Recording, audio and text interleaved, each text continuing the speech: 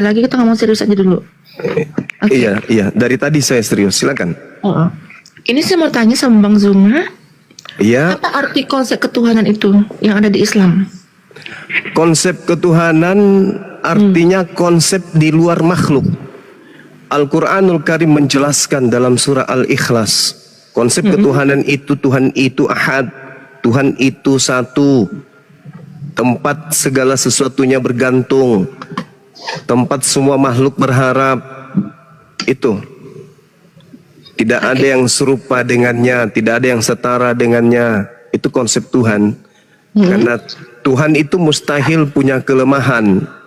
Karena alam semesta ini alam yang begitu sempurna, alam yang begitu apik, sehingga dibutuhkan pencipta yang begitu sempurna. Gak bisa tidak. Seperti ketika kita melihat komputer, komputer itu pasti dibuat oleh orang yang sempurna otaknya, ilmunya. Maka kalau komputer saja dibutuhkan makhluk yang menciptakannya, yang membuatnya sempurna, maka sudah pasti pencipta makhluk itu jauh lebih maha sempurna. Maka Tuhan itu adalah tataran pencipta yang mengadakan segala sesuatu yang ada di bumi. Maka dia wajib sempurna, tidak memiliki kelemahan, tidak punya titik noda sedikit pun. Sudah pasti bukan makhluk. Karena kalau makhluk pasti punya keterbatasan, sehebat apapun itu. Itulah Tuhan. Qul huwallahu ahad. Dialah Allah yang Maha Esa. Allahus Samad, tempat meminta segala sesuatu. Lam yalid walam yulad, yang tidak bersilsilah, tidak berketurunan, tidak punya asal, tidak beranak, tidak pula diperanakkan. Walam yakul lahu kufuwan ahad, dan tidak ada sesuatu apapun baik di langit maupun di bumi atau di antara keduanya yang setara dengan Dia. Itulah Tuhan. Oke. Gini ya. Di agama kami, Yesus itu adalah Tuhan. Tapi di agama kalian, Yesus itu adalah Nabi gitu kan. Sedangkan itu di Al-Quran kalian sendiri menyebut nama Maria dan Isa itu beberapa kali loh di ayatnya. Kenapa itu? Coba dijelaskan gitu loh. Iya, baik. Kenapa Nabi Muhammad jarang disebut namanya dibandingkan Nabi Isa? Karena itu tadi, kedatangan Al-Quran sebagai jalan keselamatan. Kenapa Nabi Isa banyak disebutkan? Karena ajaran Nabi Isa dipelesetkan oleh orang-orang terdahulu sampai hari ini. Nah, ini sederhananya adalah ketika kemudian Al-Quran itu karangan Nabi Muhammad, maka tentu pengarang akan mengorbitkan dirinya. Ngapain dia mengorbitkan orang lain? Mending dia orbitkan ayahnya, ibunya, pamannya, keluarganya, keturunannya, dirinya. Seperti Paulus mengorbitkan dirinya dari Paulus, dari Rasul Paulus, dari Rasul Paulus, dari Rasul Paulus. Mending diorbitkan kalau memang karangan. Tapi karena Al-Quran itu bukan untuk Nabi Muhammad seorang, tapi Al-Quran itu sebagai hudan, petunjuk, sirat bagi seluruh umat manusia menuju kepada keselamatan, maka Al-Quran itu harus netral, menyebut sesuai yang hak, menyebut sesuai yang batil, yang salah disebut, yang benar disebutkan. Tak ada tendensi kemudian nepotisme dan seterusnya. Rasulullah menyebut Nabi Isa jauh lebih banyak daripada namanya sendiri. Kenapa? Nabi Muhammad hanya diutus sebagai pemberi peringatan. Dan tidak ada satu manusia pun di atas muka bumi ini yang mempertuhankan dirinya. Dan tak akan pernah sampai kiamat. Jadi yang harus sering dibahas ini adalah Nabi yang diutus, yang justru dianggap menjadi Tuhan, yang mencelakakan banyak manusia. Miliaran manusia akan masuk ke dalam neraka, direbus dalam api yang mendidih dikarenakan Nabi Isa disalahartikan ajarannya, diplesetkan ajarannya. Allah mengatakan dalam Al-Quran, wa makaru wa makarallah wallahu khairul makirin. Ahli Torah, ahli kitab, orang Yahudi, orang Nasara menyelewengkan kemudian ajaran Nabi Isa. Mereka membuat tipu daya, mereka buat tipu muslihat, mereka ingkar terhadap Nabi Isa. Bahkan keingkarannya tidak berujung kepada kematian, tetapi berujung kepada dibuatnya sebuah sekte baru di luar Yahudi, disebut Kristen atau Kristianos. Ini yang terjadi. Maka Nabi Isa itu harus diluruskan ajarannya. Coba lihat di dalam Yohanes 16 nomor 14. Ketika ia datang, yaitu roh kebenaran, dialah yang akan mengajarkan kepadamu. Dia akan memuliakan aku. Tidak menghinakan, memuliakan. Makanya dalam Islam, Nabi Isa yang kalian sebut Yesus itu makhluk suci. Dia diselamatkan, tidak tersentuh, tidak diludahi, tidak ditampar, tidak ditelanjangi, tidak digantung, apalagi dibunuh. Beliau adalah makhluk terindah, makhluk yang suci, di dunia terkemuka, di akhirat terkemuka. Makanya kami nggak terima kalau Yesus kami, Nabi kami, Rasul kami, utusan Tuhan kami disebut terkutuk untuk dosa-dosa orang Roma. Masakan Nabi kami yang terkutuk untuk dosa-dosa orang Romawi penyembah pagan? Mustahil itu terjadi. Maka Islam datang sebagai pembawa peringatan dan kabar gembira kepada orang-orang kafir. Makanya Nabi Muhammad hanya menyampaikan apa yang diperintahkan. Tidak pernah kemudian dia menyampaikan sesuatu yang tidak diperintahkan. Kalau dia hanya ngarang, maka dia akan menyebut sukunya, dia menyebut bangsanya, dia akan menyebut keturunannya, dia akan menyebut ayah ibunya, dia akan memuliakan keluarganya, rumpunnya saja. Tetapi karena dia diutus bil bayyinah, kata Allah, litubayyina linnas ma nuzila ilaihim wa la'allahum yatafakkarun. Engkau wahai Nabi Muhammad, kuutus ke atas muka bumi untuk menyelamatkan seluruh umat manusia. Maka jangan egois, jangan menyampaikan sesuatu yang tidak aku ajarkan. Ajarkan instruksi dari langit. Apa yang kuperintahkan, itu yang kusampaikan. Begitu juga Yesus, karena dia Nabi. Begitu juga Musa, karena mereka adalah orang-orang sindik. Mereka ini adalah orang jujur, orang terpercaya, al-amin. Mereka nggak mungkin berdusta, mereka nggak mungkin ngarang-ngarang cerita, nggak mungkin. Yesus mengatakan di dalam Yohanes 12:49, aku tidak berkata-kata dari diriku sendiri loh. Apa yang aku katakan, apa yang diperintahkan oleh Tuhanku, katakan dan aku sampaikan. Aku diperintahkan menyampaikan, aku ini utusan, aku sampaikan. Aku diperintahkan mengajarkan supaya mereka orang Israel menyembah hanya kepada Dia yang ada di langit. Aku sampaikan. Aku tidak berkata yang lain.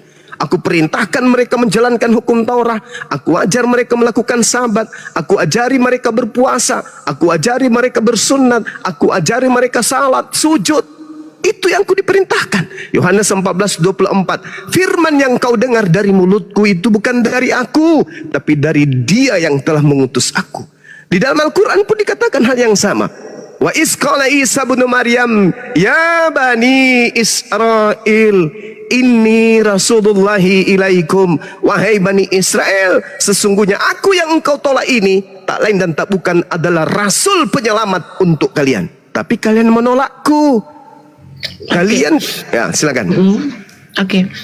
Gini Bang ya, itu kan konsep ketuhanan kalian gitu. Kalau kami kan itu tidak ada yang datang ke Bapa melainkan dari Yesus sendiri, dari Yesus sendiri. Berarti gini, kalau kita pengen masuk surga, berarti kan itu kan dari Yesus sendiri gitu loh, bener nggak? Nah konsep kami seperti itu.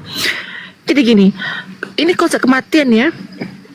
Nih, ini kalau saya baca di kalian umat Muslim, konsep mati kalian tuh sangat mengerikan loh. Ya, ngeri banget ini. Sampai dibilang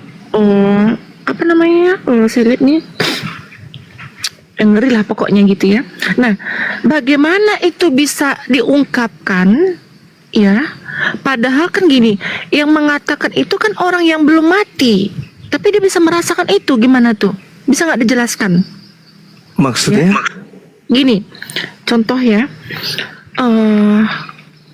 Itu kan cerita dalam ayat kalian kan, dalam ayat kalian bahwa tunggu, yang orang mati itu loh, yang disiksa kubur itu segala macam gitu, benar nggak?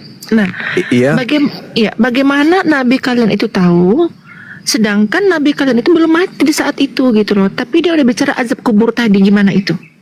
Nah, itulah yang saya katakan, Nabi Muhammad itu tidak melakukan penelitian. Seketika apa yang disampaikan, apa yang diperintahkan untuk ia sampaikan.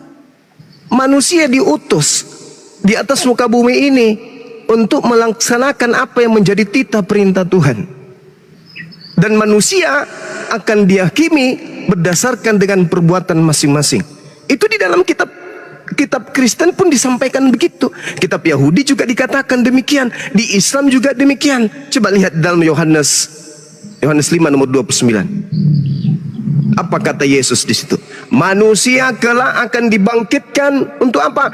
Untuk dihakimi berdasarkan perbuatan masing-masing. Itu, ya gini Bang, itu kan cuma dijelaskan pembangkitan tadi ya, pembangkitan tadi di hari itu. Kalau ini terus? kan kalau di agama kalian, nah itu kan kematian tadi itu kan seperti kematian ya, itu kan memang didetail kan. Detail kan, ada detailnya yang seperti dibilang kayak ditokok pakai palu, yang dibilang apa namanya itu, terus dia mati nanti lidahnya diituin gitu. Kenapa itu bisa tahu? Padahal itu kan belum terjadi di saat itu. Nabi kan belum mati gitu loh, paham nggak? Iya paham. Paham. Gimana tuh? Nah, kan saya sudah bilang Nabi Muhammad itu berbicara tidak sesuai dengan penelitiannya. Dia berbicara sesuai dengan apa yang diperintahkan. Apa yang diperintahkan, jangankan yang ada di alam kubur, di dunia ini saja, apa yang diperintahkan, apa yang disampaikan semuanya terbukti. Tidak ada yang keliru. Itulah bukti bahwa dia itu adalah utusan. Utusan siapa? Utusan yang maha mengetahui. Maka ketika Nabi Muhammad menyampaikan kabar, baik itu tentang kehidupan setelah beliau, kehidupan setelah kematian, dan kehidupan setelah bangkit dari kematian, itu semuanya betul. Itu semuanya benar. Kenapa dikatakan benar? Karena dia berkata bukan dari kehendaknya sendiri. Dia berkata sesuai dengan apa yang difirmankan oleh yang maha mengetahui untuk ia sampaikan. Maka diceritakanlah kemudian tentang kematian. Nah, sekarang kalau apa yang dikatakan itu adalah betul dan orang Kristen kemudian menolak itu, apakah berarti kebenaran itu batal? Adanya sisa kubur di dalam ajaran agama Islam, tapi kemudian di Kristen itu tidak dipercaya. Apakah menjadi batal? Karena orang Kristen tidak percaya alam kubur, begitu mati tidak ada siksa kubur. Karena umat Islam percaya adanya siksa kubur, begitu mati disiksa di kubur. Tak begitu. Tidak begitu. Yang namanya siksa kubur itu pasti ada. Meskipun Anda tidak menerima, gak usah terlalu jauh deh. Coba aja dulu masuk ke kamar 1x1, berdiri di situ, berdiri di dalam situ, dikunci dari dalam. Siksa nggak? Ya siksa. Apalagi ditimbun 2 meter ke bawah, ditimbun bumi, maka tidak tersiksa. Tersiksalah. Pasti tersiksa itu. Apa yang bisa menyelamatkan kita kemudian? Amal kebajikan, amal soleh.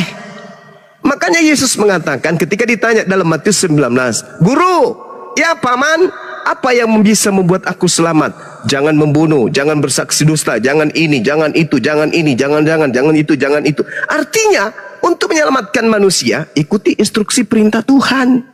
Kristen ada nggak melakukan perintah Tuhan? Tak ada. Perintah Tuhan mana yang dijalankan Kristen? Satu aja. Tak ada. Tak ada. Jadi kalau mati nanti, meskipun mereka tidak beriman kepada adanya siksa kubur, tetap saja kemudian disiksa dalam kubur. Mau tidak mau. Karena itu sudah kaidah, bukan keinginan kita yang terjadi, tetapi keinginan Tuhan yang akan berlaku, bukan keinginan kita. Kita menginginkan, kami pun Islam menginginkan, jangan ada siksa kubur dong. Tapi bukan kita yang punya kehendak. Coba Anda lihat di dalam kitab yang Anda pegang, Yesaya 14, 19, Mazmur 116 nomor 3. Siksa kubur itu ada.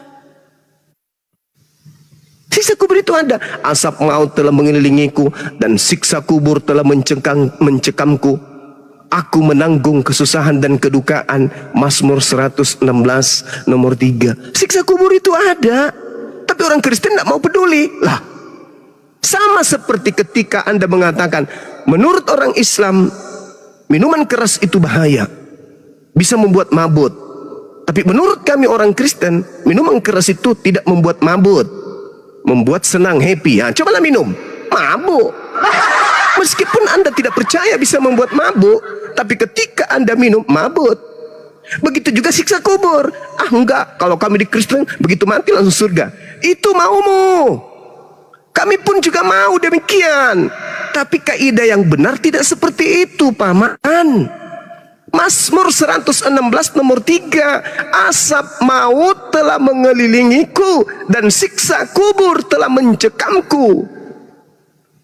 Aku menanggung kesusahan dan kedukaan. Makanya alam kubur itu alam siksa, alam kesusahan, alam kedukaan. Tadi saya sudah mengatakan alam penyesalan. Kenapa dikatakan alam? Berarti cuman gini ya, berarti itu gini. Berarti cuma ada siksaan, berarti tidak ada janji surga ya gitu. Gitu ya. Ini masih di alam kubur. Jadi di Islam itu ketika misalnya saya meninggal dunia, masuk ke alam kubur, alam barzah namanya, alam maut, alam tempat berkumpulnya ruh orang yang sudah meninggal, yang tidak bisa ke bumi, tidak bisa juga ke akhirat. Dia berada di tengah-tengah. Alam ini berada di tengah. Baik dia agama apapun, semua berkumpul di situ. Nah sekarang umat Islam, ketika mereka mati, yang mereka lihat adalah kehidupannya di surga. Seibarat orang yang masuk ke dalam kamar lalu diputarkan film. Film yang dipertontonkan itu adalah dirinya sendiri, di mana di dalam film itu dia melihat dirinya di alam surga, di Taman Firdaus. Begitu indah, begitu bahagia. Apakah mereka tersiksa? Tidak. Malah matinya orang Islam itu seperti tidurnya malam pengantin. Tidak terasa tiba-tiba kiamat, tidak terasa tiba-tiba pagi. Pada saat kita dulu pengantin baru, ya kan ya? Ya kan ya? Betul gak? Tiba-tiba aja azan, Allahu Akbar, Allahu Akbar, mandi.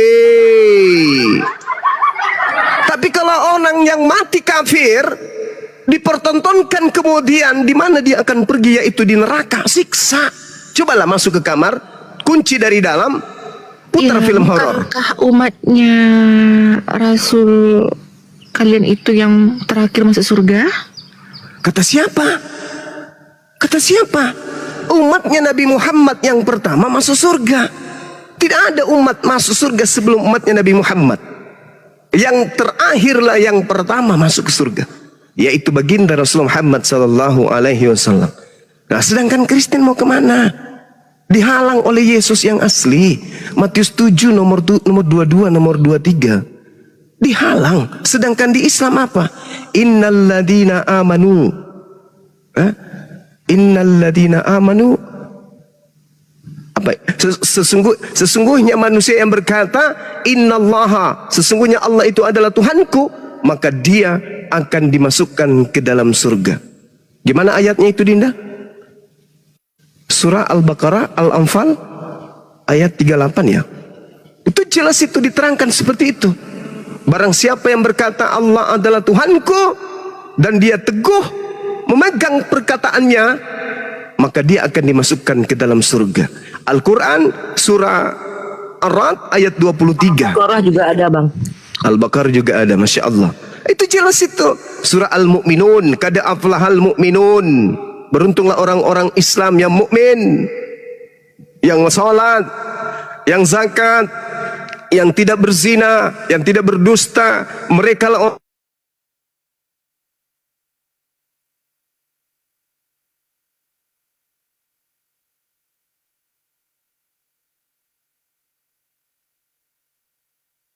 tes. Suaranya hilang, Bang. Signal Bang Juma. Iya. Jadi kita masing-masing punya warisan. Umat Islam warisan surga, umat Kristen warisan neraka. Masing-masing kitab kita mengatakan itu. Bagaimana Yesus mengusir orang Kristen yang memanggil dia Tuhan, bernubuat, bermujizat, mengusir setan pakai nama Yesus? Diusir oleh Ya, Yesus. Oke. Buat Bang Zuma ya, terima kasih dulu pencerahannya. Ya mungkin bisa saya cari dulu informasinya gitu ya. Saya Iya. buka dulu. Ya kita kan bisa gini kan. Ya nanti saya masuk lagi. Oke. Kita berdiskusi lagi. Ya oke. Oke, sip. Oke. Belajar lagi. Oke, silakan. Silakan mungkin teman-teman yang lain. Waktu dan tempat silakan. Selamat sore Bang Zuma. Sore Bang Aritonang. Boleh saya bertanya? Boleh, silakan. Jika kalian mentaati ajaran Allah, apakah membunuh itu juga ajaran dari Allah juga? Ada orang yang punya kedudukan di mana mereka ini halal untuk dibunuh. Ada orang yang memerangi itu halal untuk dibunuh. Misalnya negara kita ini diperangi, kita harus melawan. Kita harus melawan. Itu jihad namanya. Tetapi di dalam Al-Quran juga tidak boleh membunuh manusia yang tidak dibolehkan untuk dibunuh. Nggak boleh. Nggak boleh. Barang siapa yang membunuh satu manusia saja, tidak karena ada alasan yang membenarkan, maka dia seakan-akan membunuh seluruh umat manusia. Itu Al-Quran menerangkan itu. Oh gitu ya. Seperti itu. Yes. Lalu kenapa ada seorang oknum yang bunuh anak remaja saat lagi doa rosario? Lantas kesalahannya di mana? Kenapa? Ada seorang oknum membaca anak remaja yang sedang lagi doa rosario. Maka dia berdosa, nggak boleh. Al-Quran mengatakan itu, barang siapa yang membunuh satu manusia, maka dia sama halnya dengan membunuh seluruh umat manusia. Nggak boleh. Al-Quran mengatakan, surah Al-Ma'idah ayat 32. Nggak boleh. Jadi kalau ada oknum yang melakukan hal itu, ya neraka tempatnya. Nggak boleh, karena itu dilarang oleh Allah. Betapa banyak dosanya dia, karena dia telah membunuh manusia yang tidak berdosa. Min ajli zalika katabna ala bani Israel annahu man qatala nafsa bighairi nafsi aw fasadi fil ard faka'annama qatala nas jami'a. Siapa yang membunuh satu manusia, maka dia sama halnya membunuh seluruh umat manusia. Betapa banyak dosanya. Tak boleh lagi dia masuk di surga kecuali dia taubatan nasuha. Gitu bang. Di Islam nggak boleh membunuh. Berbeda kalau di Bible, bunuhlah. Itu di Bible. Kami nggak diajarkan untuk bunuh loh. Karena kalian tidak melaksanakan Bible. Kami nggak diajarkan untuk bunuh Bang Juma, jangan salah. Karena kalian tidak taat kepada Bible. Loh, kok nggak taatnya di mana? Loh, kalau Anda taat maka Anda akan melakukan pembunuhan di mana-mana. Karena perintahnya seperti itu. Kami diajarkan jangan membunuh. Nah, buktinya kami nggak pernah membunuh. Mana dalilnya jangan membunuh? Tunjukkan ke saya kalau ada. Silakan bang, silakan. Cari aja di Google bang. Soalnya HP ku cuma satu. Jangan membunuh itu munculnya di mana? Di Keluaran 20. Tapi itu sudah dibatalkan oleh Paulus. Kalau sudah batal, makanya sama perintahnya jangan makan babi. Tapi kalian makan babi. Kenapa? Karena kalian pengikut Paulus. Kalian sudah batalkan perintah-perintah itu. Jangan membunuh, jangan bersaksi dusta, jangan ini, jangan itu. Apa kata Paulus? Dengan matinya Yesus, kita tidak lagi terikat di dalam hukum-hukum itu. Kita sudah bebas. Galatia 5 nomor 1, nomor 2 dan seterusnya. Efesus 2 nomor 15 dan seterusnya. Jadi Kristen itu bebas. Mau melakukan apa? Bebas. Coba Anda baca Kolose 2. Tamatkan satu perikop. Apakah masih ada hukum di Kristen? Tak ada lagi. Bebas. Mau ngapain aja Kristen itu bebas. Gak boleh lagi terikat dengan hukum-hukum. Makanya kalian ibadah minggu ada aturannya? Gak ada. Kalian karang sendiri. Menyembah Yesus ada aturannya? Kalian bikin sendiri. Natal ada aturannya? Kalian bikin sendiri. Menyembah Yesus ada aturannya? Kalian bikin sendiri. Kalian itu adalah makhluk yang tidak lagi taat tunduk kepada Tuhan. Kalian tunduk kepada aturan agama kalian sendiri yang kalian buat-buat sendiri. Berbeda dengan kami, orang Yahudi taat kepada perintah Tuhan melalui Torah. Orang Islam taat kepada perintah Tuhan melalui Al-Quran. Kalian taat kepada siapa? Melalui Bible. Taat kepada iblis. Itu bang. Iyalah Bang Juma, iyalah. Iya, itu fakta, Iya. Bu. Itu fakta. Iyalah. Iya. Ada lagi? Udah cuma itu aja. Oke, sip. Contoh ya, innalladzina amanu ya ayyuhalladzina amanu idza nudiya lis-sholati min yaumil jumu'ah. Wahai umat manusia, apabila diseru engkau salat Jumat maka lakukanlah. Salat Jumat ada perintahnya. Keluaran 31 nomor 13-14. Lakukanlah, peliharalah hari Sabat, kuduskanlah hari Sabat itu. Ada perintahnya. Nah, perintah Minggu mana? Perintah Minggu ada? Ya hari Sabat itu hari apa? Bukannya hari Sabat itu hari Minggu? Hari Sabtu. Ya Sabtu. Nah sekarang siapa yang memerintahkan Kristen ibadah Minggu? Nggak ada diperintahkan. Cuma kalau bagian di luar Israel itu boleh beribadah di hari Minggu gitu. Siapa yang membolehkan? Nabi mana yang mengajarkan? Tuhan yang mana yang mengajarkan? Iblis, Paman. Nah itu betul. Makanya di dalam Matius 24 nomor 15, apabila engkau melihat sang pembinasa keji duduk di tempat kudus seperti yang dinubuatkan Daniel kepadamu. Apa nubuatan Daniel? Penyesat itu akan datang dan membantah perintah-perintah Sang Yang Maha Tinggi. Apa perintahnya Sang Maha Tinggi kepada Bani Israel? Sabat, Sabtu. Apa perintahnya sang pembinasa keji? Minggu. Perintahnya kemudian Elohim kepada Bani Israel apa? Menyembah kepada Tuhan yang Ahad. Perintahnya kemudian yang datang kepada orang Kristen apa? Menyembah kepada Yesus. Beda kan? Beda. Makanya Yesus mengusir Kristen. Kenapa Yesus mengusir Kristen? Karena Kristen itu bukan ajaran Yesus. Bukan. Saya boleh diperhadapkan dengan pendeta, apapun levelnya, berhadapan dengan saya. Mau 100 pendeta saya sendiri. Saya ingin tanya dari mana asal usulnya agama Kristen ini. Muaranya pasti kepada bukan Yesus. Pasti bukan Yesus. Lalu kepada siapa? Paulus. Dari mana Paulus menerima ajaran itu? Iblis, Paman. Nah itu betul. Pintar ini anak. Kasih celana dalam dia. Pakai di luar seperti Superman. Gitu Bang. Jadi beragama itu, beruntunglah kita hidup di zaman sekarang.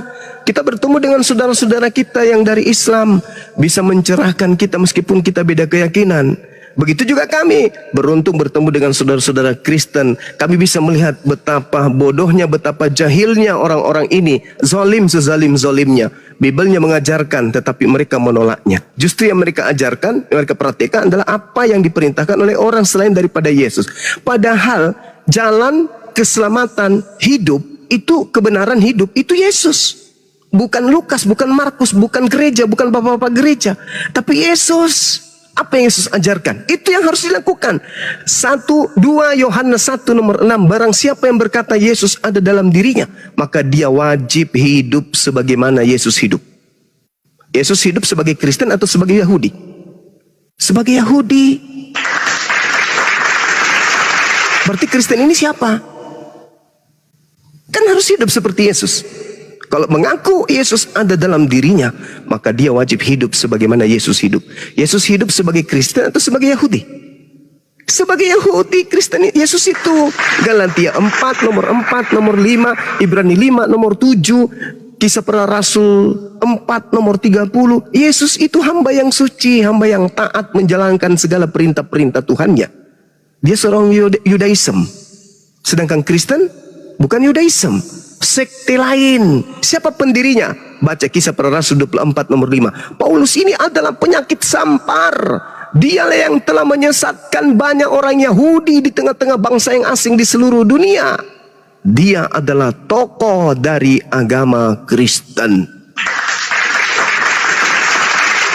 Jadi kalau di dalam kota Turki, ya, dikatakan di dalam Kisah Para Rasul 11 nomor 26, di Antioquia, Turki, pertama kali pengikut di situ disebut Kristen. Itu pengikut siapa? Pengikutnya Paulus, bukan pengikut Yesus. Karena ingat, Paulus sendiri yang menerangkan di dalam Galatia 2 nomor 8. Apa kata Paulus? Petrus diutus untuk apa? Penginjilan kepada orang-orang yang bersunat.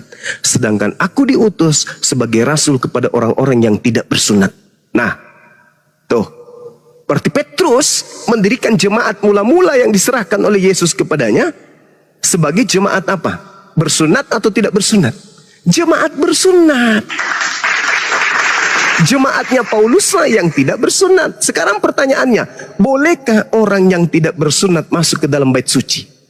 Tidak boleh. Mana dalilnya? Yehezkiel 44 nomor 9. Haram hukumnya orang yang tidak bersunat masuk ke bait suci atau bait Allah atau baitullah. Nggak boleh. Harus bersunat. Sedangkan Paulus diutus kepada orang yang tidak bersunat. Dia malah dia tegaskan dalam Galatia 5 nomor 2. Barang siapa yang bersunat, maka Yesus Kristus tidak berguna baginya. Maka Kristen diajarkan untuk apa? Diajarkan untuk tidak bersunat. Ini ajaran siapa? Sedangkan perjanjian kekal Allah dengan Abraham dan keturunannya adalah bersunat. Paulus mengajarkan jangan bersunat. Tuhan mengajarkan bersunat. Yahudi bersunat, Islam bersunat, Kristen berkulub. Lalu Kristen ini setelah mati mau kemana bawa kulubnya? Sedangkan Wahyu 21 nomor 27, orang yang tamek, najis, tidak boleh masuk ke dalam surga.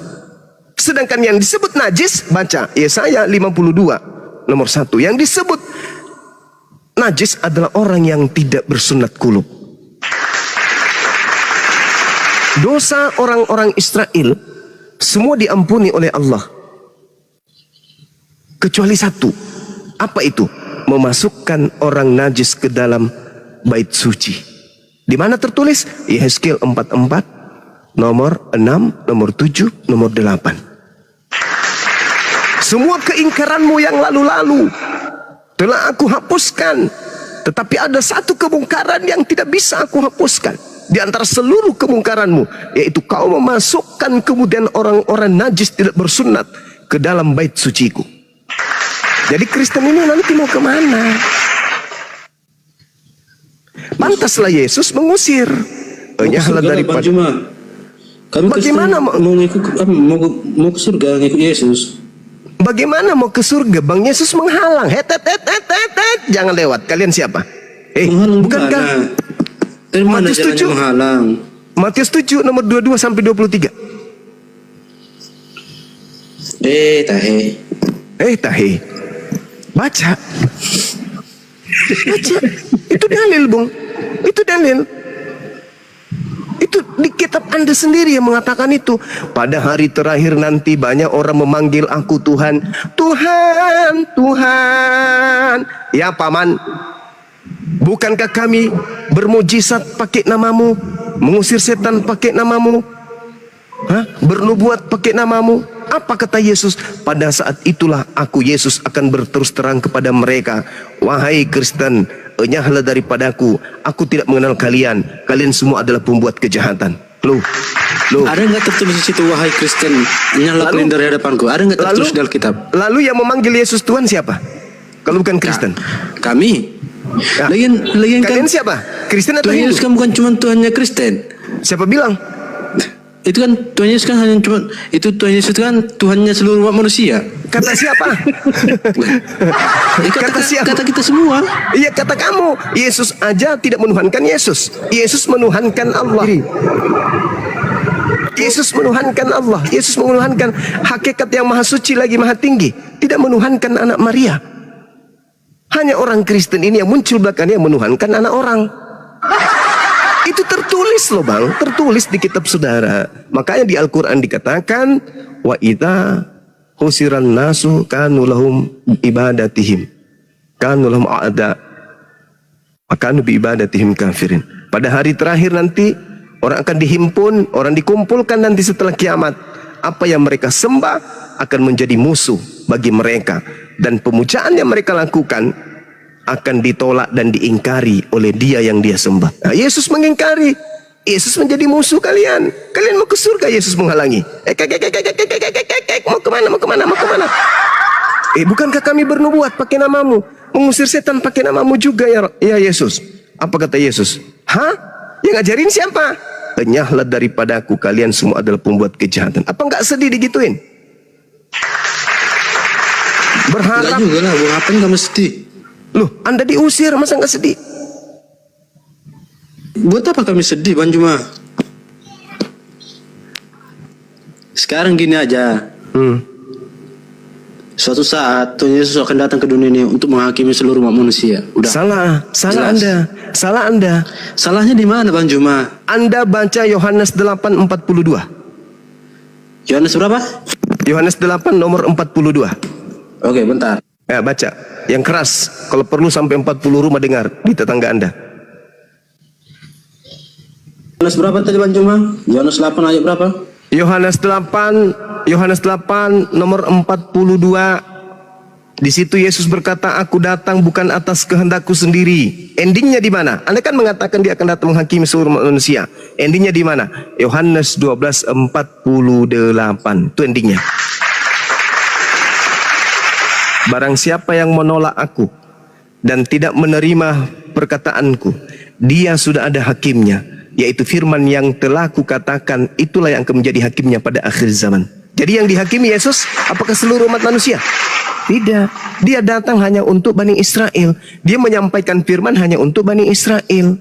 Jadi yang dihakimi nanti hanyalah Bani Israel, bukan menghakimi saya. Karena asas yang dipakai, hukum yang dipakai untuk menghakimi oleh Yesus adalah perkataan yang pernah keluar terucap dari mulutnya. Dia berkata apa? Wahai Bani Israel, sesungguhnya aku ini diutus hanya kepada domba yang sesat dari Bani Israel. Yesus berkata, Yohanes 10 nomor 5 nomor 6, Yesus berpesan kepada ke-12 muridnya agar jangan ke bangsa lain, tetapi pergilah kepada bangsa yang sesat dari umat Israel. Nanti muridnya itu dihakimi. Kalau sampai muridnya ada yang keluar dari Bani Israel mengajarkan sesuatu yang tidak diajarkan oleh Yesus, maka dia akan dihakimi oleh Yesus. Ditanya dia, hei kau misalnya ditanya sama Yesus muridnya, hei Petrus, ya paman, siapa yang mengajarkan kau sampai ke Roma mengajar? Saya kan sudah perintahkan samamu, jangan ke bangsa lain. Kenapa kau tolak? Apa kata Petrus? Kira-kira, oh itu bukan Petrus saya. Saya tetap waktu hidup tetap penginjilan untuk Bani Israel. Itu ada di Petrus di Roma. Oh itu bukan Petrus saya bang. Itu orang lain yang diberi gelar Petrus supaya dianggap saya. Terus ini Kristen ini siapa ini? Kok dia sebut-sebut namaku? Kok dia menyembahku? Kok dia bermukjizat pakai namaku? Ini yang ngajarin siapa? Bukan juga saya. Lalu siapa? No, sana no, yang botak kepalanya no. Enyahlah daripadaku kalian semua adalah pembuat kejahatan, karena aku tidak mengenal engkau. Lalu yang selama ini kamu panggil siapa? Oh itu Yesus juga memang. Bukankah saya sudah mengatakan di dalam kitab kalian, Lukas 21:8, waspadalah kepada iblis penyesat yang datang kepadamu dengan memakai nama Yesus dan berkata akulah Yesus. Waktunya sudah dekat dan jangan kau percaya. Penyesat datang mengaku Yesus, akulah Yesus yang kau aniaya. Kamu percaya, padahal kan sudah kubilang jangan kau percaya ketika datang penyesat mengaku Yesus, karena nanti kedatanganku di akhir zaman. Aku datang dengan tubuhku, jasadku. Sedangkan yang datang kepada Paulus itu hanya suara saja, hanya roh yang datang berupa cahaya. Itu bukan saya.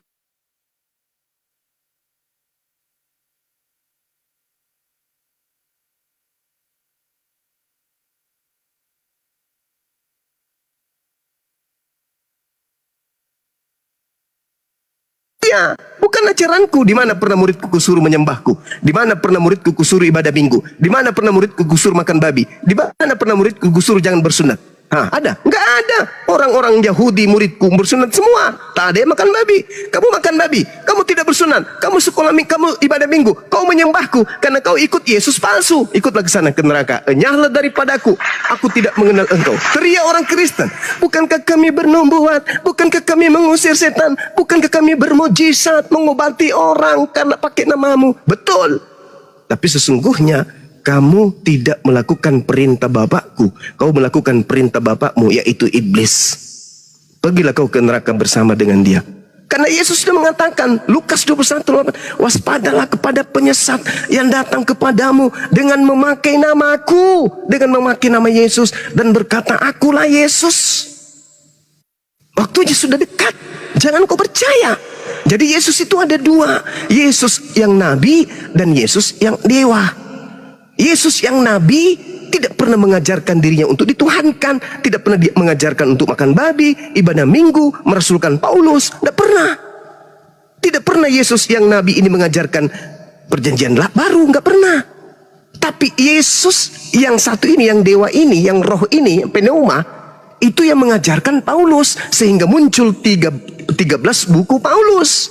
Inilah yang menjadi panduan orang Kristen menyembah yang bernama Yesus. Sedangkan ajaran itu berasal dari makhluk halus yang mengaku Yesus yang datang kepada Paulus pendiri agama Kristen. Saya tidak mengada-ngada. Saya belajar Bible. Matius 7 yang berkata itu. Pada hari terakhir banyak orang akan memanggil aku Tuhan, Tuhan. Bukankah kami mengusir setan pakai namamu? Bermujizat pakai namamu juga. Bernubuat pun pakai namamu. Pada waktu itulah aku Yesus akan berterus terang kepada mereka yang memanggil aku Tuhan, yang memujizat pakai namaku, ngobati orang pakai namaku. Dalam nama Yesus, dalam nama Yesus, kupindahkan biji pelermu ke dagumu. Banyak yang melakukan mujizat. Pada hari itulah aku akan berterus terang kepada mereka. Enyahlah kalian semuanya. Aku tidak mengenal kalian. Kalian semua adalah pembuat kejahatan. Nah, mau apa kalau udah kayak begitu? Mau kemana? Mau lari ke Nabi Musa. Nabi Musa menolak. Loh, kamu bukan umatku, kamu bukan Bani Israel. Mau lari kepada Abraham. Abraham pun mengatakan, aku tak pernah mengajarkan ajaran seperti itu. Aku mengajarkan sunat, aku mengajarkan satu Tuhan, aku mengajarkan korban hewan. Tak ada keturunanku mengorbankan manusia. Kalian ini siapa? Lari kepada Nabi Isa. Isa juga menolak. Lari kepada Nabi Muhammad. Apalagi Nabi Muhammad paling nangis. Wahai umatku, aku diutus untuk kalian tapi kalian menolakku. Padahal di dalam kitabmu sudah diterangkan akan datang penolong lain. Yohanes 14 nomor 16, nomor 26. Aku akan minta kepada Bapa agar Bapa mengutus seorang penolong lain. Tapi ketika penolong lain itu datang, yaitu aku, kalian menolakku, kalian mengolok-olokku, kalian menertawakanku, kalian menghinakanku. Kalian lebih percaya kepada ajaran yang dibawa oleh penjajah. Aku tak bisa membantumu. Aku hanya bisa membantu umatku yang senantiasa bersalawat kepadaku. Sementara kau bukan umatku, bukan kaumku. Kau kaumnya Yesus yang iblis itu. Yesus yang asli pun menolakmu kan, apalagi aku. Nah, ini fakta real. Inilah yang akan terjadi esok hari. Al-Quran menceritakan itu, di Bible juga menceritakan itu. Coba kita lihat Yohanes 5 nomor 29. Ketika kemudian kiamat itu datang dan setelahnya orang benar akan dibangkitkan untuk masuk ke dalam surga, kata Yesus. Dan orang yang salah sesat akan dibangkitkan untuk dihakimi di neraka. Itu kata Yesus. Berarti kita akan dibangkitkan.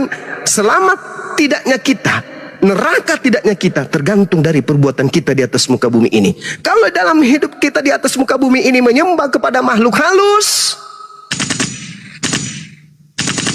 lalu keselamatan apa yang bisa dijanjikan ketika yang kita sembah itu makhluk halus? Bukan penciptanya yang kita sembah, tapi makhluk halusnya yang kita tuhankan. Yesus mati-matian siang dan malam. Sembahlah Bapa, Tuhanku dan Tuhanmu. Bapakku yang ada di langit, Bapakku yang ada di surga, Bapakku yang ada di surga, Bapakku yang ada di langit. Engkau yang ada di langit, Engkau yang ada di langit. Datang-datang dari barat, justru menyembah yang ada di bumi Yesus. Kalau umat Islam ditanya, lalu umat Islam menyembah siapa? Umat Islam menyembah Sang Khalik, bukan makhluk sembahan kami. Loh, mana sembahanmu? Kota hitam yang ada di Mekah? Oh tidak, itu adalah bait. Itu adalah bait kudus, bait Elohim, baitullah, baitel. Itu bukan Tuhan. Itu adalah baitullah, bait Allah, bait Elohim. Tapi Anda Hajar Aswad, oh itu batu saksi. Sebagaimana Yosua 24:27. Sebagaimana Yesaya 6 nomor 7. Itu adalah batu yang dijadikan sebagai batu tugu yang akan menjadi saksi di hadapan Allah. Lalu Tuhanmu yang mana? Rabbus samawati wal ar, yang tak terlihat oleh jasad manusia, tetapi kemudian dialah yang melihat. Umat Islam tidak perlu melihat dengan kasat mata kepada pencipta. Kenapa? Karena pencipta itulah yang melihat kita manusia. Berbeda dengan saudara Kristen, dia yang harus melihat Tuhannya. Bahkan melihat Tuhannya dibunuh oleh tentara Romawi.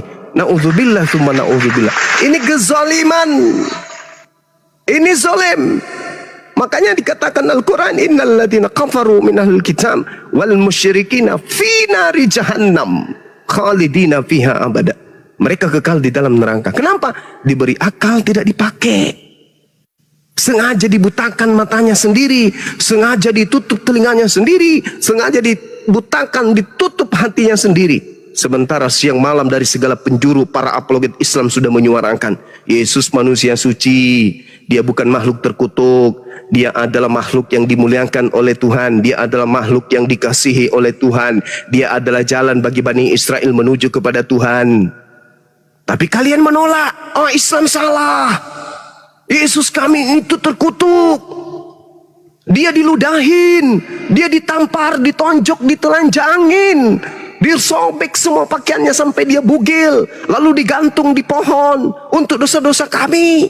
Lah itu kalian menghina, menghujat, tapi kalian menganggap itu kebaikan, kalian memandang itu adalah kemuliaan, padahal itu adalah sebuah kehinaan dan kehancuran manusia sebagai makhluk yang terindah dicipta untuk menjadi pemimpin. Justru dipimpin oleh iblis, bukan dia memimpin dirinya atau mengarahkan dirinya, tetapi dia mau dituntun oleh iblis. Yesus berkata ketika ia hendak dibunuh oleh orang-orang Yahudi dalam Yohanes 8, apa yang dikatakan oleh Yesus? Sekiranya engkau adalah keturunan Abraham, ya, maka engkau akan melakukan apa yang diperintahkan oleh Abraham. Sekali andai saja firmanku ada di dalam kamu, maka kamu tidak akan pernah mau membunuhku. Tetapi karena tidak ada firmanku di dalammu, maka engkau mau membunuhku. Coba. Jadi orang yang mau membunuh Yesus adalah orang yang tidak ada firman di dalam dirinya. Makanya Yesus mengatakan di ayat selanjutnya, di data selanjutnya, iblislah yang menjadi bapakmu, dan kamu mau melakukan keinginan-keinginan bapakmu. Apa keinginan bapakmu? Bunuh Yesus, dosamu dihapuskan, ibadah minggu, makan babi, jangan bersunat. Itu keinginan-keinginan bapakmu, kata Yesus. Tapi keinginan bapakku yang ada di surga apa? La ilaha illallah, Yesus Rasulullah, sabat, jangan makan babi, bersunat, sujud dalam beribadah, puasa. Itu keinginan bapakku. Makanya dalam Ulangan 4, Ulangan 6, jangan kau menambahi perintahku dan jangan kau menguranginya. Itu. Tapi apa kata Paulus? Dengan matinya Yesus di atas tiang salib, dia telah membatalkan segala perintah, dia telah membatalkan hukum Taurat beserta segala perintah yang ada di dalamnya. Mengurangi enggak itu? Mengurangi. Perintah Tuhan bisa enggak dikurangi? Enggak boleh. Kalau dikurangi melanggar enggak? Melanggar. Berarti pengikut Paulus ini melanggar atau tidak? Melanggar. Orang yang melanggar kemana perginya?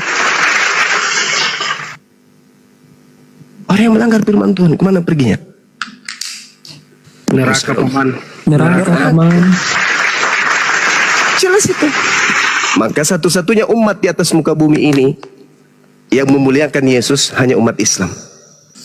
Yahudi menolaknya, Kristen menghinanya. Hanya umat Islam yang memuliakan.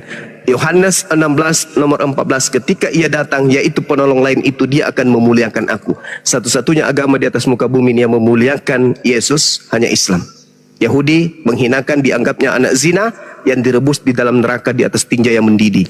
Kristen jangankan di neraka, jangankan di bumi, jangankan di surga, di akhirat, di dunia pun Kristen sudah menghinakannya. Dia adalah manusia yang terkutuk dengan jalan terkutuk di atas salib demi untuk dosa-dosa orang barat. Dihinakan. Tapi kalau umat Islam alaihi salam, Nabi Isa alaihi salam, atasnya keselamatan, atasnya keselamatan. Coba, indahnya Islam itu.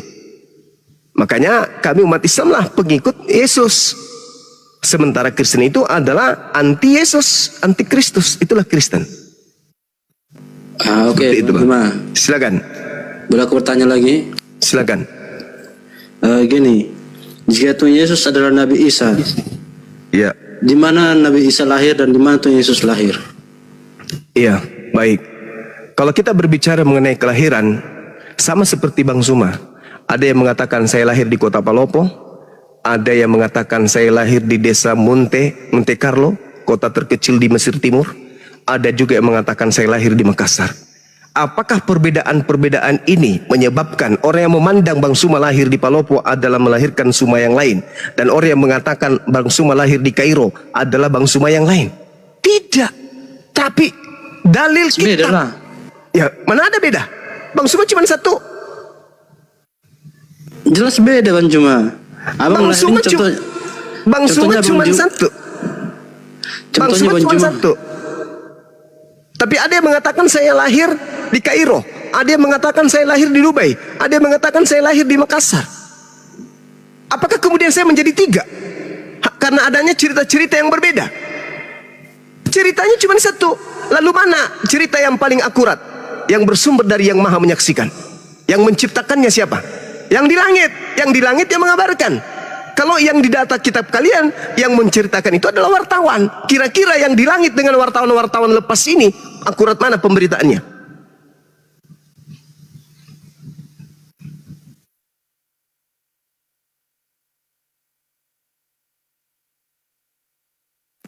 Tes. Suara Suara maha sami, maha mendengar, alim, maha mengetahui. Sedangkan Lukas tidak melihat. Matius tidak melihat ketika Yesus lahir di mana. Nggak tahu. Paulus lahir di mana, Yesus nggak tahu. Tapi Tuhan kami yang maha menyaksikan. Tahu nggak di mana ciptaannya lahir pada saat tahu? Itulah yang mengabarkan kemudian. Ketika ibunya hendak melahirkan, ibunya bersandar di pohon kurma. Nabi Isa lahir di pohon kurma. Tapi kalau di Yesus kitab- lahirnya di mana? Nah, sekarang Yesus lahir di mana? Aku kan nanya sama Bang Juma. Kalau Iya, kalau saya Nabi, tunggu dulu. Ah. Kalau Nabi Isa disamakan dengan Tuhan Yesus lahirnya di mana? Yesus menurut tradisi kalian lahir di kandang kambing kan? Kandang domba, betul nggak? Iya. Nah, Jadi di mana kalau Tuhan Yesus dalilnya? lahir di kandang domba, terus Nabi Isa di mana dalilnya di Bible Yesus lahir di kandang domba? Di mana? Kalau ada, saya umrohkan kamu tahun depan. Ada nggak? sorry lah, aku nggak mau umroh lah. Ya, makanya tunjukkan supaya kau tidak umroh. Maka tunjukkan mana kandang dombanya. Yesus lahir di kandang domba itu tertulis di mana? Ada nggak? Di mana dalilnya? Ada Bang Juma, cuman aku masih belum semuanya aku baca Alkitab. Ya, mana Roh Kudusnya mana? Mana Roh Kudusnya? Bukankah Roh Kudus itu Tuhan yang maha mengetahui? Nah, sedangkan dalam diri kalian ada Roh Kudus. Tanyalah kepada Roh Kudus yang membimbingmu. Hei Roh Kudus, ya paman, tunjukkan segera di mana Yesus lahir.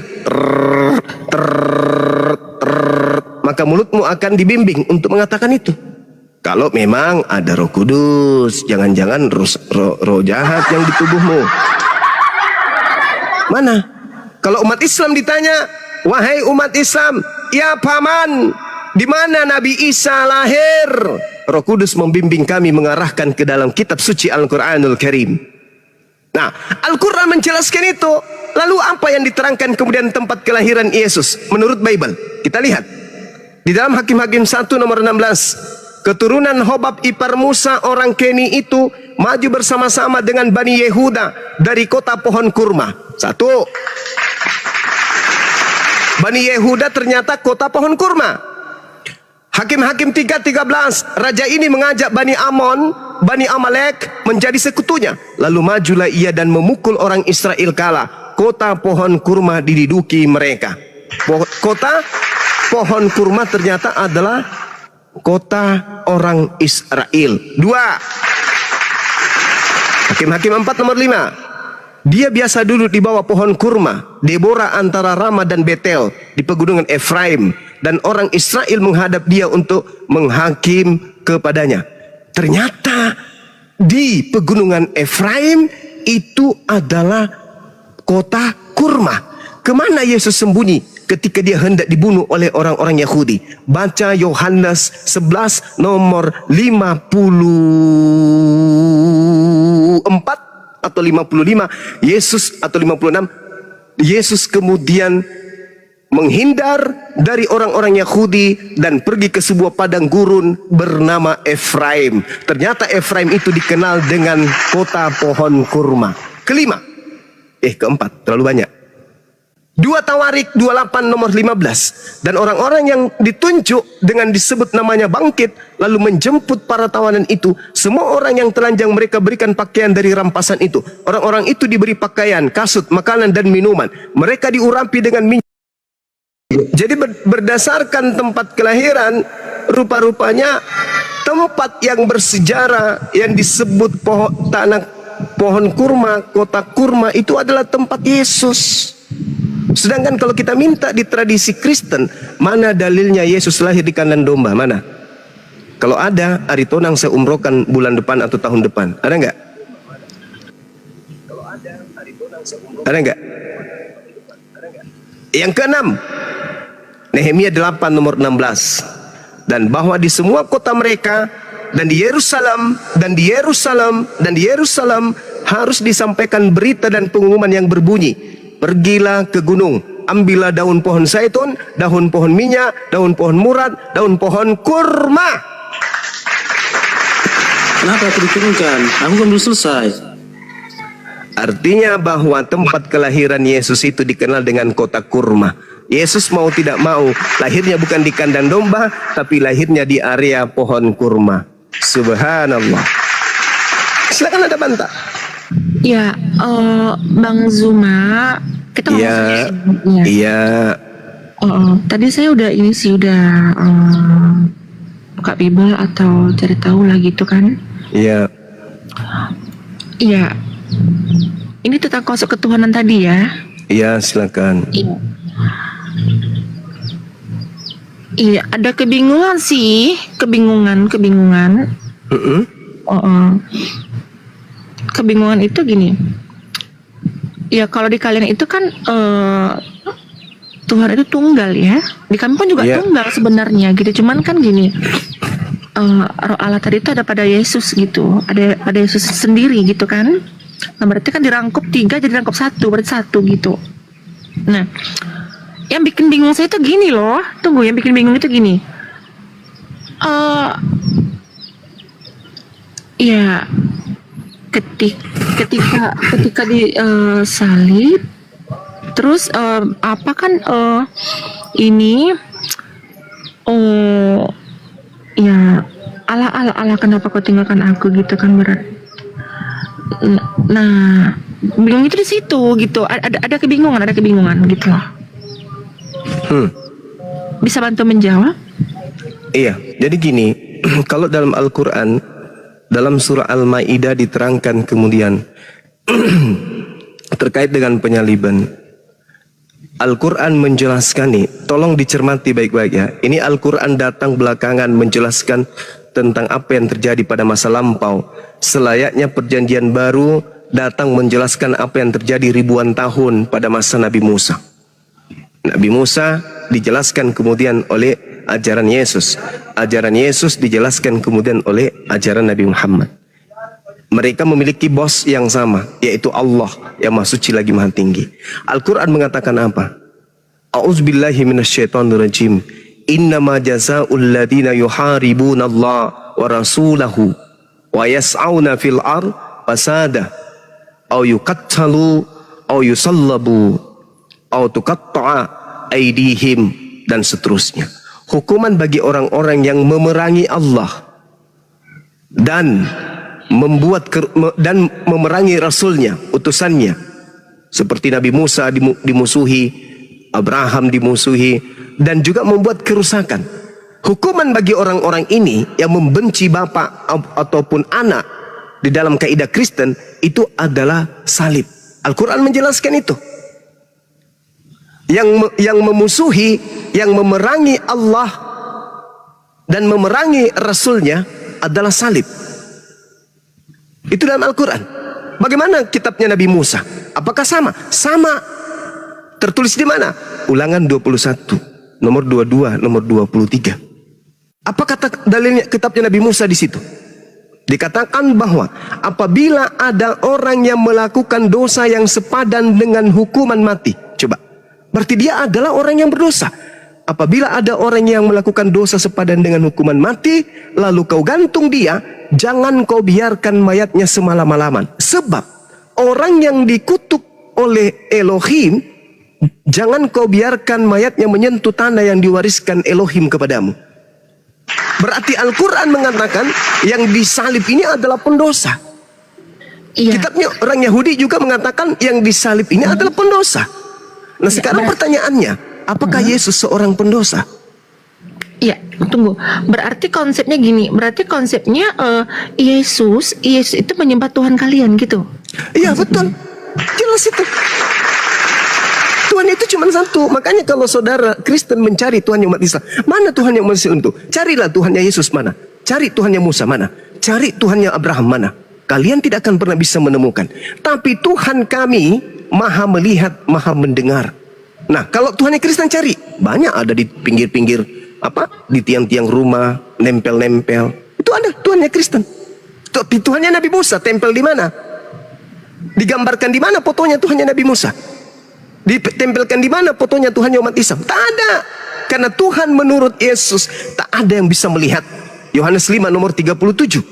Musa juga demikian. Keluaran 33 nomor 20. Tak ada yang bisa melihat. Begitu juga Al-Quran mengatakan laisa kamitslihi syai'. Tuhan itu tidak bisa dilihat karena Tuhan itu tidak serupa dengan makhluk. Masya Allah, sangat luar biasa pemaparan dari sudut pandang yang berbeda, sehingga membuat diskusi ini semakin menarik. Sahabat beriman yang dirahmati Allah, tetaplah di channel ini dan mari kita lanjutkan kembali. Selamat mendengarkan. Jadi, kenapa Tuhannya Yesus Kristen bisa dilihat? Karena sejatinya yang dituhankan itu makhluk, roh. Nah, itu yang aku cuma bentar. Silakan. Aku izin pamit dulu soalnya aku mau ke gereja. Iya, silakan Bang, silakan. Ya. Salam sama pendetanya. Salam dari Bang Suma bilang. Iya. Permisi ya, Bang Juma. Ya, Jangan dulu Bang Aritonang. Jangan kau tinggalkan dulu aku Bang. Sini dulu. Kok keren sore? Pergi kamu. Aritonang, kenapa kau tinggalkan aku begitu harusnya kan? Hari Minggu itu Yesus menggembalakan domba. Hari Sabtu baru ke gereja, kalian ke balik. Nah, kenapa kemudian Yesus teriak Eli Eli sama Sabaktani? Itu sebenarnya hanya cocokologi yang diambil dari kitab Mazmur. Itu cocokologi. Tidak ada hubungannya. Yesus itu tidak pernah memanggil Tuhannya dengan panggilan Eli. Yesus tidak pernah ditinggalkan oleh Tuhan karena dia adalah orang yang dikasihi. Mazmur 37 nomor 28-29. Tuhan tidak akan pernah meninggalkan orang yang dikasihi. Sementara yang ada di Mazmur berapa itu teman-teman? Mazmur 2 ya? 22 ya? Ya, berarti kan konsepnya gini Bang. Konsepnya itu Tuhan, berarti Yesus sendiri itu menyembah Tuhan kalian gitu kan? Nah, betul. Intinya. Iya, memang. Yesus menyembah Allah yang maha suci lagi maha tinggi. Bukankah Yesus itu Allah? Allah itu Gimana? sendiri. Oh, tidak bisa. Karena Allah itu bukan makhluk. Bilangan 29 nomor 13. Allah bukan manusia dan bukan anak manusia. Yesus manusia dan Yesus anak manusia. Bagaimana bisa dia Allah? Yesus berkata di dalam Yohanes 5 nomor 37. Allah itu tidak bisa dilihat. Suara Allah tidak bisa didengar. Kata siapa? Kata Yesus. Berarti Yesus bukan Allah. Ya emang bukan. Iya, tapi kan roh Allah itu ada pada dirinya sendiri gitu loh. Semua manusia itu rohnya adalah roh Allah. Seperti rohnya Olan. Itu rohnya siapa? Itu rohnya Allah. Makanya di dalam Kejadian 6 nomor 3, rohku, Allah berfirman, rohku tidak selamanya berada dalam diri manusia. Berarti roh yang ada pada diri kita ini roh Allah. Makanya kita hidup. Karena pada diri kita ada biasan daripada esensi yang maha hidup. Coba kalau ruh keluar, mati kita. Kenapa kita bisa hidup? Karena bias percikan yang maha hidup itu ada pada diri kita berupa roh. Kalau roh dicabut, mampus. Secantik apapun Anda, mati pasti. Semancung apapun hidungnya, selentik apapun bulu bibirnya, pasti mati kalau roh itu keluar. Kenapa? Karena unsur yang Tuhan berikan berupa roh yang berasal dari dirinya udah diambil. Mampus, mati. Jadi roh yang ada pada diri kita itu adalah roh Elohim. Kejadian 6 nomor 3. Coba, Anda tahu roh Anda? Anda tidur sama roh, Anda makan bersama roh, Anda keluar ke bumi bersama dengan roh, tidur bersama dengan roh, tak sedetik pun Anda pernah berpisah dengan roh. Barang yang paling dekat dengan diri Anda itu adalah roh Anda. Tetapi Anda tidak mengenalinya kan? Rohnya seperti apa wujudnya? Seperti apa bentuknya? Kayak mana dia? Ada di dalam tubuh Anda, tapi Anda tidak mengenalnya. Itulah yang disebut eksistensi ketuhanan. Orang berakal akan tahu Tuhan itu ada, buktinya saya ada. Tuhan itu ada, buktinya saya hidup. Dengan ruh Allah saya hidup. Kalau tidak ada Allah, tidak ada rohnya. Kalau tidak ada rohnya, saya tidak hidup. Karena saya ada, maka roh Allah ada. Karena roh Allah ada, maka pencipta dari roh itu pasti ada. Itu orang berakal. Makanya umat Islam itu tidak mencari Tuhan. Di mana Tuhan saya ya? Apakah kau melihat Tuhan, mayat Tuhan kami? Tidak begitu di Islam. Karena Tuhan itu sudah menitipkan, hei makhlukku yang berakal, yes, aku kasih kode, aku kasih simbol padamu ya, keberadaanku nih. Itu wujud aku ada, aku serahkan rohku kepadamu. Itu wujud aku ada. Ketika aku sudah mencabut rohku padamu, maka kau hanyalah bangkai, kau hanyalah jenazah. Engkau adalah mayat yang terkujur kaku, tak bisa ngapa-ngapain. Karena kenapa? Karena sudah ada unsur rohku di dalammu. Kau akan menjadi tanah kembali. Kau menjadi mayat membusuk. Kenapa? Karena aku sudah mengambil rohku. Kamu bisa hidup karena adanya aku. Maka hanya orang yang lemah akal lah yang tidak bisa menemukan Tuhan. Harus ada fotonya. Wah, ini foto Tuhan saya, gondrong, lesung pipinya cantik, bibirnya bagus, kumisnya tipis, hidungnya mancung, lehernya bergerigi dan seterusnya. Tak ada Tuhan kayak gitu. Itu pagan namanya. Orang yang berakal itu pejamkan mata, berseru, wahai engkau yang menciptakan alam semesta. Maka yang menciptakan alam semesta itu mendengar, melihat. Oh, hambaku si Fulan lagi memujiku, lagi memuliakanku. Itu orang yang berakal itu begitu. Makanya Nabi Abraham, mana Tuhannya? Tak bisa kita lihat. Tuhannya Musa mana? Tak bisa kita lihat. Tuhannya Yesus mana? Tak bisa kita lihat. Tuhannya Nabi Muhammad? Tak bisa kita lihat.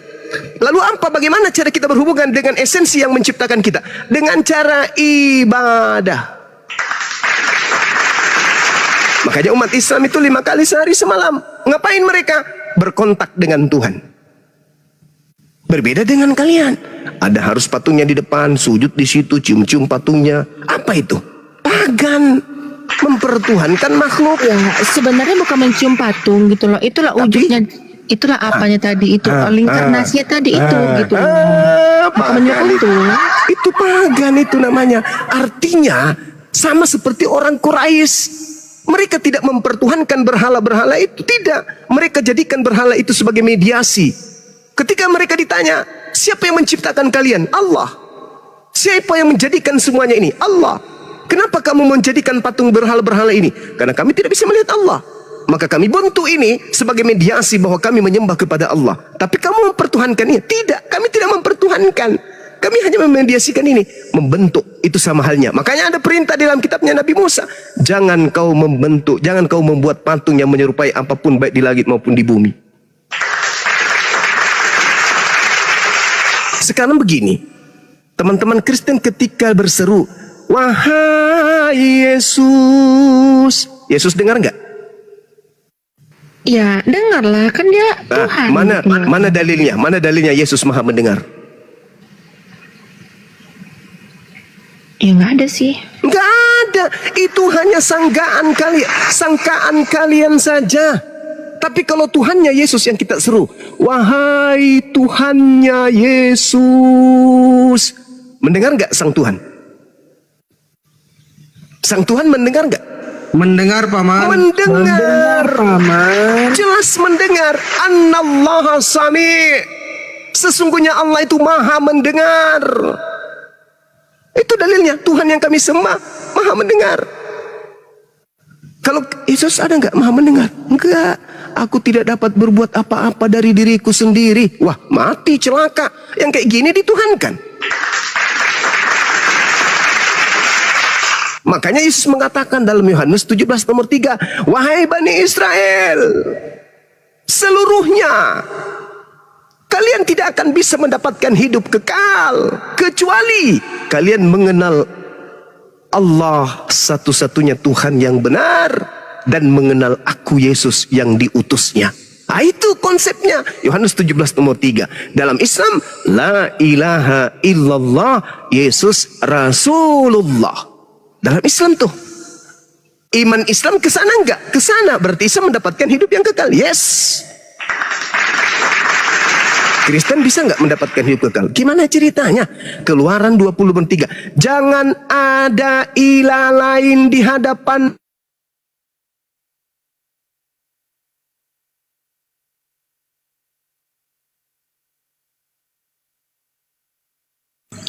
Tes, Paman. Gila, suara Pak Jum. Assalamualaikum warahmatullahi wabarakatuh. Waalaikumsalam, Paman. Tuhan tidak mau. Waalaikumsalam warahmatullahi wabarakatuh. Tuhan gak mau kemudian ada ilah lain di hadapannya. Gak mau. Yesus dilantik jadi Tuhan. Mau gak Tuhan? Gak mau. Makanya Yesus mengusir karena Yesus diilahkan. Siapa yang mengilahkan? Ya Kristen. Makanya Yesus mengatakan kepada Bani Israel, waspadalah kepada serigala yang datang kepadamu nyamar seperti domba. Padahal mereka adalah serigala yang buas. Kenapa orang-orang itu disebut serigala yang buas? Karena mereka membunuh anaknya sendiri, memakan anaknya sendiri. Kenapa dikatakan membunuh anaknya sendiri? Kenapa? Karena dia mengajarkan anaknya darah dagingnya sendiri untuk menyembah kepada selain daripada ilah yang diperkenalkan oleh para nabi. Itu sama hanya membunuh anak kita. Anak kita lahir suci, kita bentuk dia menjadi karakter seorang yang menyembah selain daripada pencipta langit dan bumi. Itu sama halnya kita membunuh dia. Makanya orang-orang ini disebut sebagai apa? Serigala yang buas. Anak sendiri dimakan. Orang yang betul adalah menumbuh kembangkan anaknya, lalu diajarkan untuk berpikir. Nah, cari agama yang betul. Cari agama yang betul. Kalau engkau menemukan Islam betul, masuk Islam. Hindu yang betul, masuk Hindu. Kristen yang betul, masuk Kristen. Bagaimana cara membetulkan segala sesuatunya? Terkhusus iman. Segala sesuatunya dibenarkan oleh akal. Oke, gini Bang ya. Berikan saya waktu dulu untuk menjawab ini semua gitu loh. Ya, karena silakan. banyak pertimbangan. Oke. Oke, kita tanya jawab boleh 5 menit. Boleh tanya jawab kita 5 menit, boleh? Boleh. Oke. Menurut Saudari Olan, apakah semua iman yang ada di setiap agama itu betul? Ya betul. Berarti iman Islam betul? Ayo, Ya. jujur, iman Islam betul. Iman Hindu? Iman Hindu betul nggak?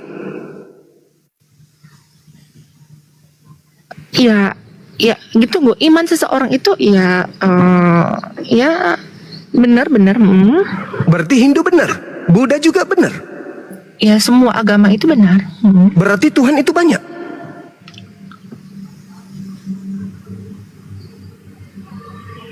Iya. Iyalah. Kalau kami Islam tidak.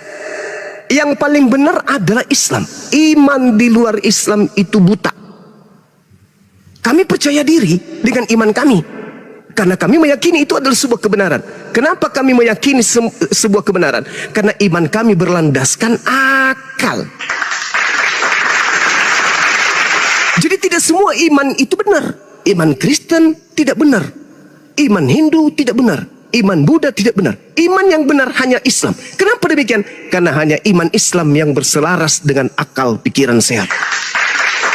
Tapi orang Kristen mengatakan imannya betul. Ya. Orang Hindu juga mengatakan imannya betul. Ya. Orang Buddha juga mengatakan imannya betul. Ya. Kenapa demikian? Karena mereka menanggalkan akal. Mereka hanya berdasarkan percaya saja. Yakini saja. Selesai. Tetapi sebagai manusia yang diminta untuk menjadi pemimpin di atas muka bumi ini, dipersanjatai oleh Allah berupa chip perekam. Apa itu akal?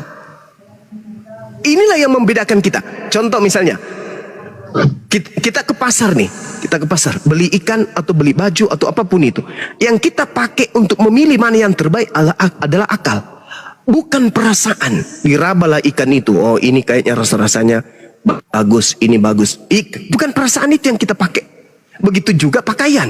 Ketika kita memilih pakaian, yang kita pilih adalah sesuai dengan akal. Ini cocok dengan saya. Kulit saya putih, hidung saya mancung, tingginya saya sekian, ini yang cocok. Apa yang kita pakai mengukur itu? Akal.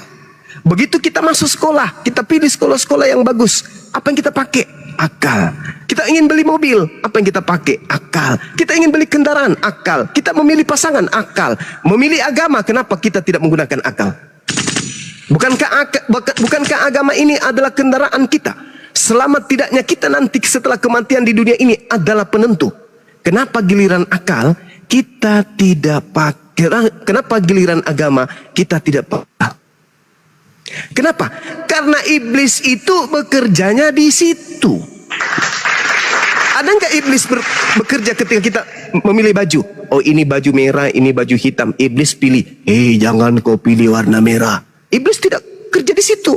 Ketika kita ingin membeli buah durian, buah pisang, mana yang kita beli? Iblis membisikkan, jangan kau beli durian, beli saja pisang. Apakah iblis? Enggak. Tapi ketika kita berbicara mengenai akidah, agama, Tuhan, iblis di situ bekerja. Anehnya, agama di luar Islam tidak menggunakan akal. Disitulah kesempatan iblis membunuh karena gini. pikiran manusia.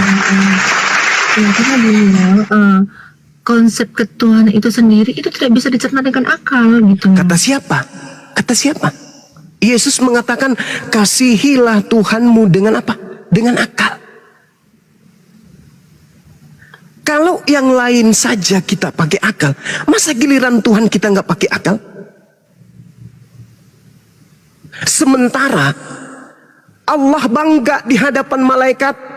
Sebelum kita diciptakan, Allah pencipta langit dan bumi bangga membanggakan kita, mengidolakan kita. Wahai malaikat, wa iskala rabbuka lil malaikati inni ja'ilun fil ardi khalifah. Qalu ataj'alu fiha may yufsidu fiha wa yasfiku dima. Wahai malaikatku, makhluk langit semuanya. Ada apa ya Rabb? Aku hendak menciptakan makhluk sebagai pemimpin di atas muka bumi. Malaikat semua protes. Apa? Untuk apa? Hai, diam. Inni a'lamu ma la ta'lamun. Meskipun kalian mengatakan makhlukku di bumi itu akan membuat peperangan, membuat kerusakan ini bla bla bla bla, tapi aku lebih tahu daripada kalian. Aku nih, Tuhan akan memberikan kemuliaan kepada mereka berupa akal yang tidak kuberikan kepada kalian. Dengan akal itulah kamu lihat dia akan memimpin bumi. Tengok aja nanti. Besi yang beribu ton dia akan bisa layangkan dari tempat yang satu ke tempat yang satu, dari pulau yang satu nyebrang ke pulau yang lain. Mereka akan membuat besi bertonton melayang kemudian terapung di atas laut. Lihat aja nanti setelah aku ciptakan, dia akan membuat sesuatu yang luar biasa di bumiku. Aku tunjukkan bumi sebagai tempat kemudian ia bercocok tanam. Aku hamparkan bumi itu untuk mereka tempati. Lihat nanti ketika aku sudah ciptakan. Nah, Tuhan membanggakan kita. Dan ketika Tuhan membanggakan kita di tengah-tengah makhluknya yang lain, Allah dikecewakan dengan adanya makhluk bernama manusia yang justru mematikan akalnya. Kemana dia pergi nanti? So, Allah beri sanksi neraka. Tapi mereka yang membanggakan Allah di hadapan makhluk yang lain mendapatkan imbalan jannah surga. Ayo. Iblis mengatakan, oh tidak dong, saya akan buktikan bahwa makhluk yang kau banggakan yang menjadi pemimpin di atas muka bumi itu tak lebih mulia daripada aku. Ku buat dia sehina-hinanya. Bahkan kau kasih akal, tapi pola hidupnya sama seperti binatang. Bahkan akan ku buat dia lebih rendah dari binatang. Tengok aja nanti, akan ku buat hanya sedikit yang akan beriman kepadamu, hanya sedikit. Selebihnya akan ku buat dia bersamaku masuk ke neraka. Tengok aja, ku matikan akalnya. Apa kata Allah? Inni a'lamu ma la ta'lamun. Aku memberikan akal. Nih, coba aku ciptakan Adam. Innama amruhu idza arada syai'an ayaqula lahu kun fayakun. Jadi Adam. Ketika Adam dicipta kemudian di hadapan para malaikat ditanya, "Hei Adam, apa itu namanya gunung? Itu apa namanya laut? Itu apa namanya sapi? Yang ini apa namanya kambing? Yang ini namanya apa? Tumbuh-tumbuhan." Nah, tengoklah. Lihat. Lihat wahai para malaikatku, makhlukku ini luar biasa. Dia tahu. Dia tahu. Dia bisa berkarya sama sepertiku. Dia bisa kemudian berbicara sama sepertiku. Dia bisa kemudian berkarya sama sepertiku. Dia bisa membuat sesuatu sama sepertiku. Inilah makhlukku yang paling mulia. Tapi apa kata iblis? Tengoklah sebentar. Hanya sedikit dari mereka ya Rabb. Demi kemuliaan-Mu, izinkan aku membuktikan itu. Aku buat mereka semua akan melupakan Engkau. Dan aku buat mereka tergiring untuk justru menyembah bukan kepadamu, tetapi kepada makhluk-Mu yang lain. Ketika Kau mengutus makhluk yang luar biasa, mampu ini, mampu itu, akan kubuat otak mereka berpikir, wah ini Tuhan. Ketika Engkau perlihatkan api itu menyala, bisa membakar apa yang ada di depannya, maka sebagian dari mereka aku akan buat berpikir, inilah Tuhan, api ini adalah Tuhan. Ketika Engkau menciptakan gunung yang besar, maka aku perlihatkan sebagian dari mereka untuk menganggap bahwa gunung yang besar itu adalah Tuhan. Ketika Engkau menciptakan lautan yang luas, akan kubuat mereka kemudian menyembah kepada lautan itu. Ketika Engkau menciptakan kemudian bintang di langit, matahari yang ada, akan kubuat mereka sebagian mempertuhankan itu. Intinya, kubuat mereka kufur, kubuat mereka kafir dan ingkar kepadamu. Kau utus nabi, ku giring mereka untuk mengingkarinya. Kau utus rasul, ku giring kemudian mereka untuk membunuhnya dan menyalibnya. Tengok aja, aku akan buktikan itu. Makanya di dalam Al-Quran setiap umat Islam itu berbuat, a'udzubillahi minasyaitonirrajim. Aku berlindung kepada Allah dari godaan setan yang terkutuk. Itu hanya ada di Islam. Nah, makanya kemudian yang terjadi hari ini adalah umat Islam di setiap pola hidupnya itu harus berlandaskan kepada siapa? Bismi. Bismi. Dengan menyebut nama Allah. Itu yang terjadi.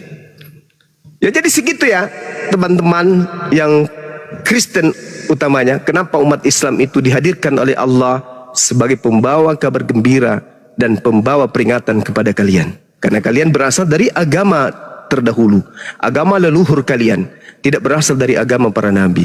Karena itulah kemudian agama nabi terakhir datang sebagai pola kabar gembira dan pemberi peringatan. Anda mengikuti kabar gembira itu, Anda mengikuti pembawa peringatan ini, alhamdulillah. Kalian ingkar, maka siap-siap bersama dengan iblis di dalam api neraka. Saya kira begitu. Cuma, iya, boleh nanya?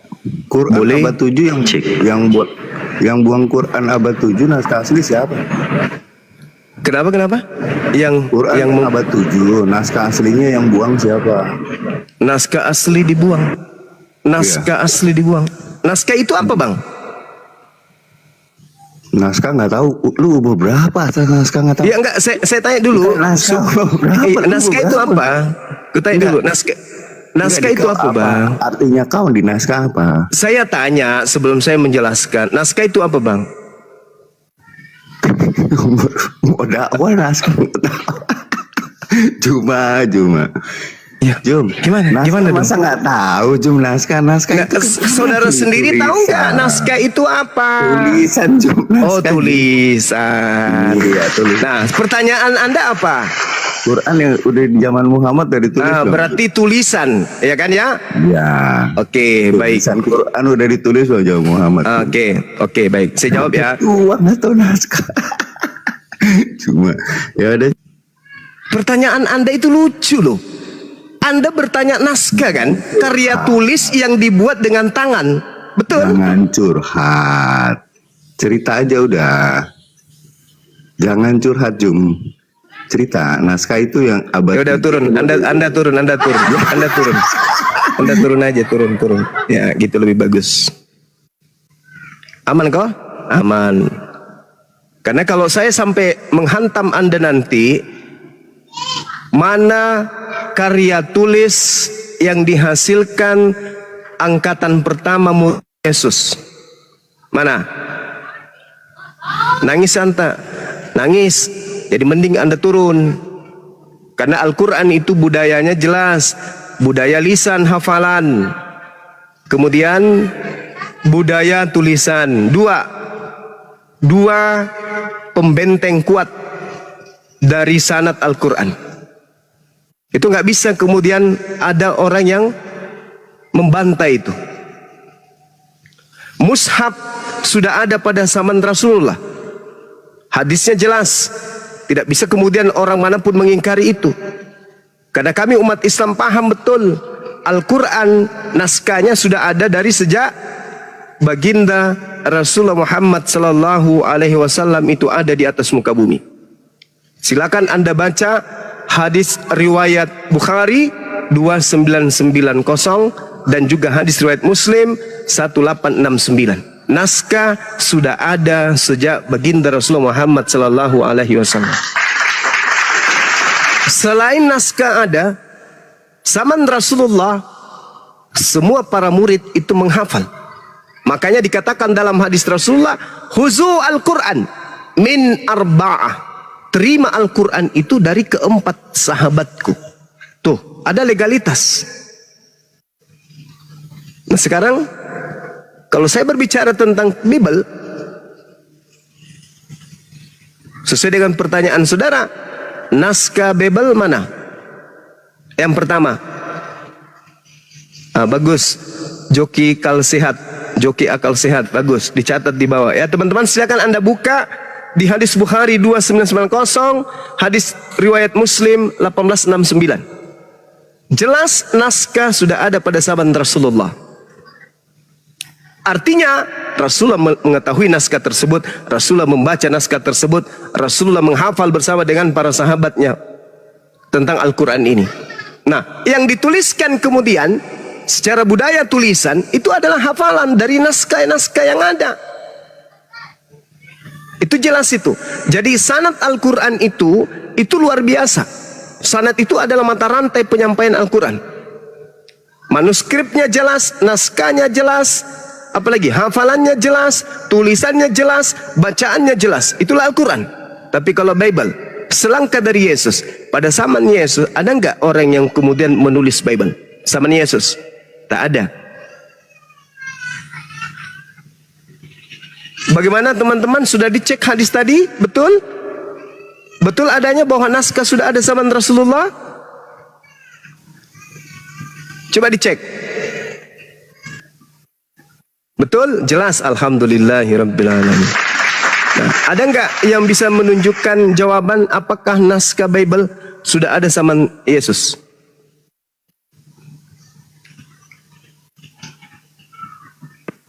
Gak ada, Paman. Gak ada, Paman.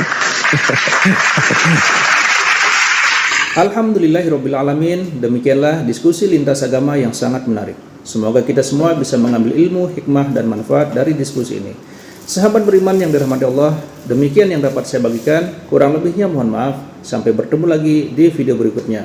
Wabillahi taufik wal hidayah, waridho wal inayah. Wassalamualaikum warahmatullahi wabarakatuh. Setelah kita mendengarkan bersama diskusi lintas agama yang penuh ilmu, hikmah, dan manfaat, sekarang mari kita lanjutkan aktivitas kita masing-masing. Semoga diskusi tadi bisa menambah ilmu dan pengetahuan kita semua. Dan buat sahabat semua yang sudah menyimak video ini sampai selesai, saya ucapkan terima kasih banyak.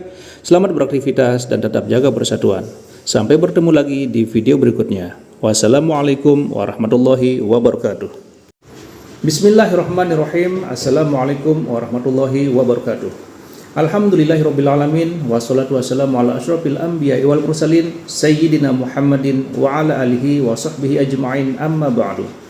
Sahabat beriman yang dirahmati Allah, pada kesempatan ini saya mengajak sahabat semua untuk menyimak diskusi lintas agama. Tentunya banyak sekali ilmu, hikmah, dan manfaat